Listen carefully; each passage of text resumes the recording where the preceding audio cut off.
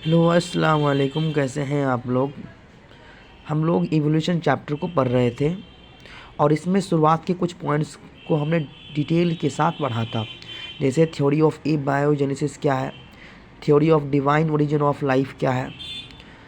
इस थ्योरी में दो साइंटिस्ट इंपॉर्टेंट है, एक है मिलर और दूसरा है ओपेरिन। और एक हम लोग पढ़े थे थ्योरी ऑफ ऑर्गेनिक इवोल्यूशन। आगे हम लोग को पढ़ना है, यहाँ तक तो हम लोग पढ़ लिए थे कि जानदारों में इवोल्यूशन हुआ है।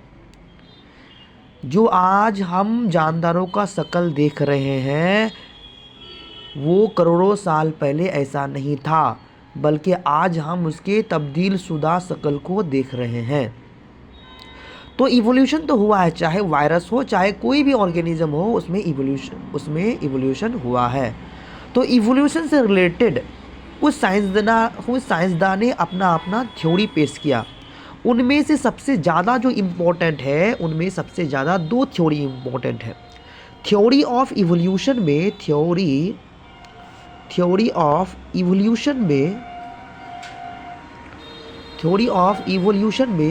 दो थ्योरी बहुत ही ज़्यादा इम्पोर्टेंट है।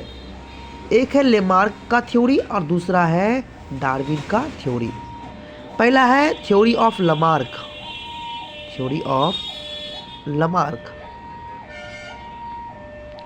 और दूसरा है थ्योरी ऑफ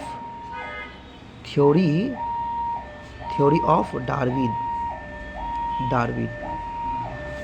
ये दोनों थ्योरी बहुत ही ज़्यादा इम्पोर्टेंट है एग्ज़ाम पॉइंट ऑफ व्यू से। तो दोनों थ्योरी को डिटेल से हम लोगों को स्टडी करना है। तो सबसे पहले हम लोग पढ़ेंगे लमार्क थ्योरी।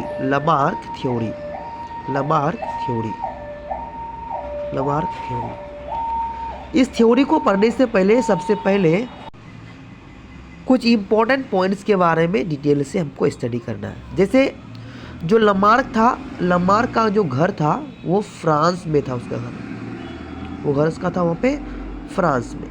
लमार्क ही सबसे पहला साइंटिस्ट है जिन्होंने बायोलॉजी टर्म को कॉइन किया।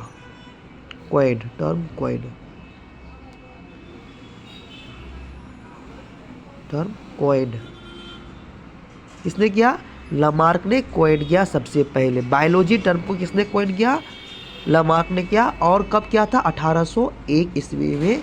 यहाँ से MCQ क्वेश्चन बन सकता है। लमार्क ने क्या किया था? जितने भी ऑर्गेनिज्म हैं उन्होंने सभी ऑर्गेनिज्म को दो हिस्सों में तोड़ दिया। उन्होंने एक को कहा कोर्डेट और दूसरी को कहा नॉन कोर्डेट एनिमल।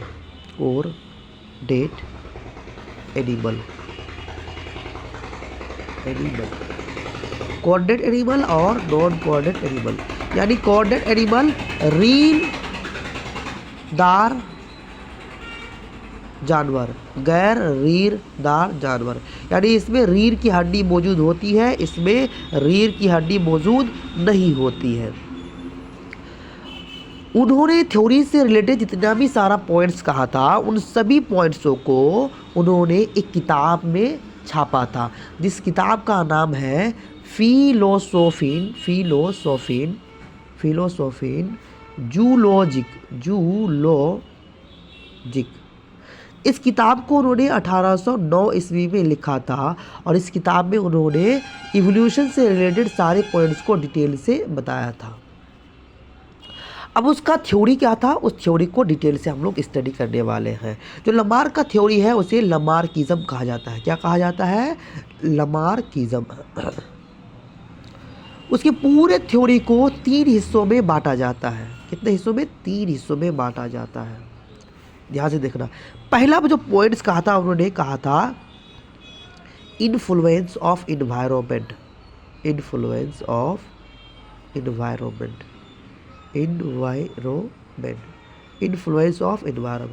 दूसरा बात कहा था उन्होंने use and disuse of organ. तीसरा बात कहा इनहेरिटेंस